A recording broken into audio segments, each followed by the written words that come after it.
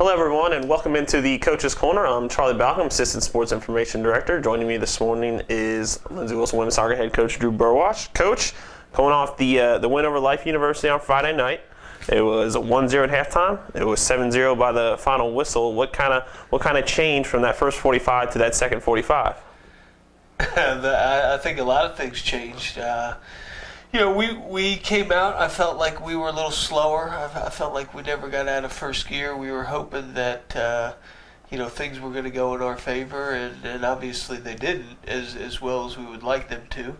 But really, the change was the players invested more in the second half and, actually implemented some of the ideas that we talk about, and we executed at a pretty high level. So, from that standpoint, it was good. Obviously, we'd like to start there and finish even better. But, our team's a work in progress, and hopefully they're beginning to understand that, the level that it takes to be successful here is as good as you got, everything you have. And anything less than that kind of leaves doubt to creep in.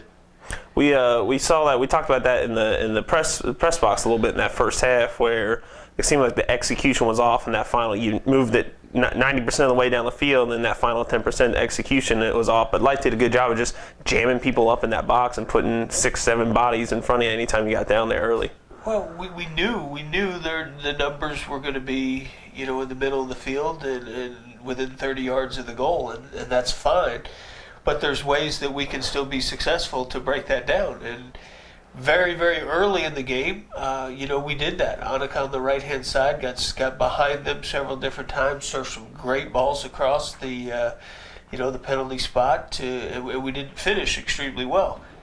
In the second half, when you add 2 or 3 numbers to that in the box, then the options are much greater, and they've got to defend a lot more area, and it's just very difficult to do. And that's where I felt like we found our scoring opportunities when we stretched them out a little bit, opened up the middle, and were able to effectively get the ball back with pace and had some quality finishes. You really those off-the-ball runs were really good, and that first half there was a lot of offside. You guys were a little early on those, but in the second half you certainly correct that, and there was less of those and more wide open and better weighted balls through the middle.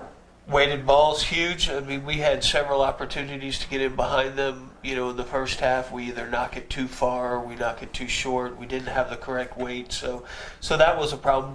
But the movement off the ball in the attacking third makes it extremely difficult when you got 4, 5, 6 different girls working in different areas. You just defensively, it's very difficult to focus on one particular area of the field, and that's when we can create opportunities and have 2 or 3 different options.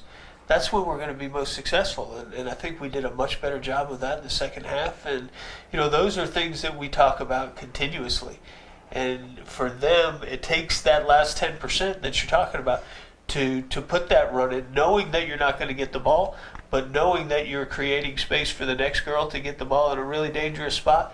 That's the mentality that this team has to embrace, and not that they're playing selfishly, but to make that run is much more of an unselfish play, and then it does create a great opportunity for the girl behind us. And we don't care who scores the goals for us. It doesn't matter. It's just a matter that we execute at a high level, and we eventually get the goals that we earned. Those 7 goals, Liana Perez gets on the score sheet for the first time all year. That's big for her, trying to get started, try to pick up that from where she had last year. Yeah, we've played very difficult competition early in the season. You're not going to find many score lines, 5, 6, 7, nothing. But we were in a game in a situation that's still scoring goals at our level, as you saw in the first half, is still pretty difficult if you don't execute at a high level.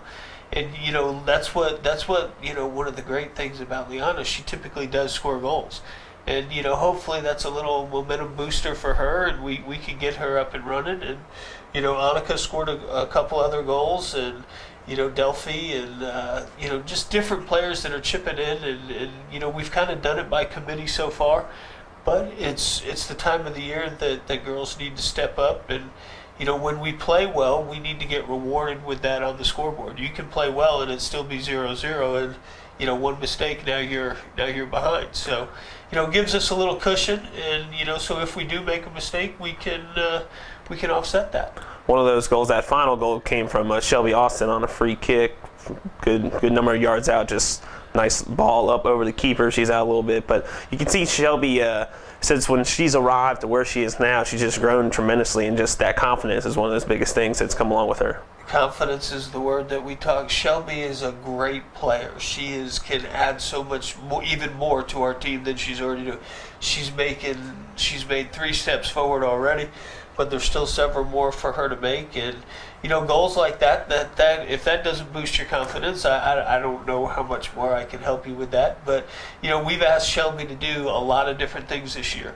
And all she's done is said, Coach, whatever you need me to do, and we've moved her around. And we moved to a center back role when we played Spring Arbor a couple weeks ago, and she did a fantastic job for us there. She's still there. Where she ends up, we'll see. We're getting healthier, and that adds different options to us, to our team, in terms of where we can move players around. But I'm pleased where Shelby is right now, and excited, because I know there's still, and I think she understands there's still a lot more out there for her. And when we see that, then you'll even be more excited. Every student athlete's different. They all come from different backgrounds, different playing styles. What's one of your your keys to managing that relationship from each player to each player? Play within our team concept.